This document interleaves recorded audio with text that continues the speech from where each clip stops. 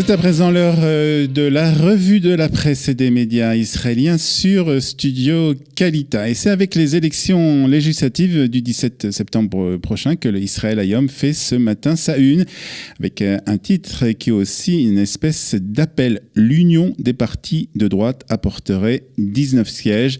En effet, selon un sondage du quotidien Israël Hayom, une union de tous les partis de droite apporterait beaucoup plus de sièges au camp national, 19 mandats si un éventuel parti d'union de la droite contre 12 si chaque parti faisait cavalier seul.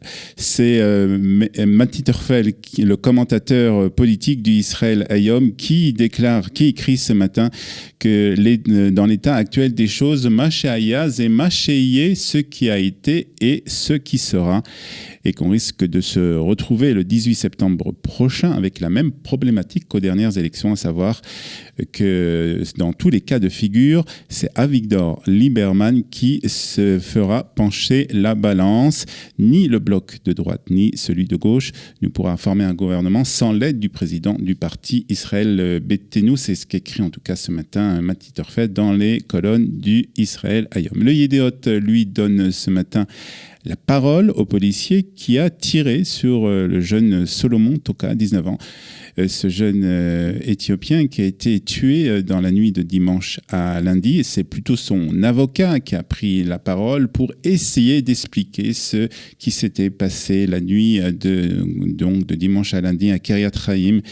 Il a expliqué qu'il a senti que les enfants de ce policier étaient en danger, ce que déclare en tout cas l'avocat. Mais il n'a pas tiré en direction du jeune homme, ajoute l'avocat. Seule une enquête approfondie permettra de déterminer les circonstances de ce drame. Mais ajoute Meir Torchman dans le Yedéot de ce matin.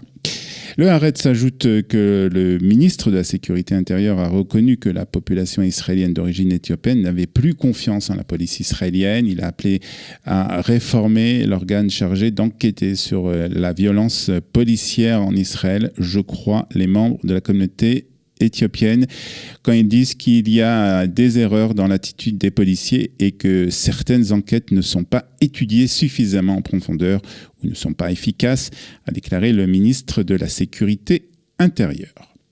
Et le Maariv nous parle ce matin du déficit budgétaire de l'État d'Israël, un déficit qui est passé à 14 milliards de shekels au mois de juin, selon les données qui ont été publiées hier par le ministère des Finances. Ce chiffre représente un déficit de 3,9% du produit intérieur brut et est légèrement supérieur au déficit de 3,8% enregistré en avril et au mois de mai, et bien au-delà de l'objectif de 2,9% fixé par le ministère des Finances pour l'année 2019. Les données montrent que le déficit cumulé a atteint 21,9 milliards de shekels. C'est ce que nous explique ce matin le Maariv, 21,9 milliards de shekels pour seulement le premier semestre 2019. Le déficit cumulé pour la même période en 2018 s'élevait à 7,8 milliards de shekels, c'est-à-dire pratiquement 3 fois plus. Rappelons aussi qu'Israël s'est fixé un objectif, nous dit le Maariv ce matin, un objectif de déficit pour l'année 2018 de 40,2 milliards de shekels.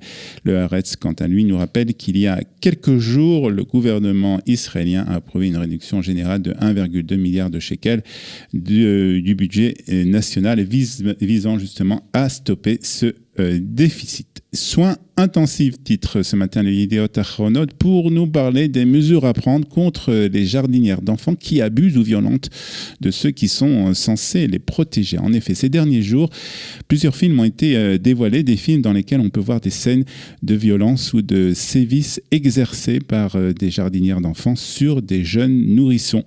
Que ce soit à Rosh Haïn ou à Afula, ces scènes sont insupportables et cela demande une intervention des services de l'ordre. C'est ce qu'écrit ce matin le journaliste du Yedéot Ahronot. Hier, la police a arrêté une ganénette, une jardinière d'enfants âgée de 25 ans à Rosh Haïn. Elle est accusée de maltraitance et de violence sur des jeunes enfants.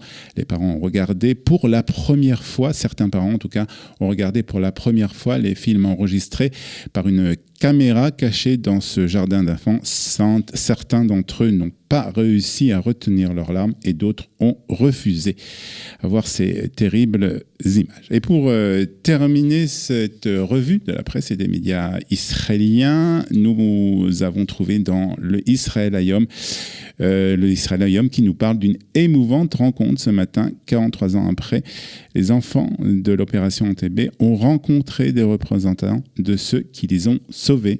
Cette rencontre a eu lieu au Centre Pérez pour l'innovation et pour la paix, qui a décidé de présenter l'opération Entebbe comme un exemple d'innovation et d'audace.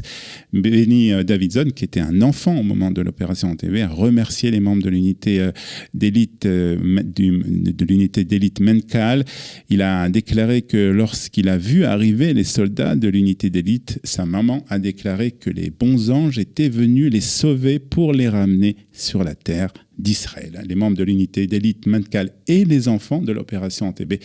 C'est la photo du jour de ce matin dans le Israël Hayom, et c'est aussi la fin de cette revue de la presse et des médias israéliens sur Studio Kalita.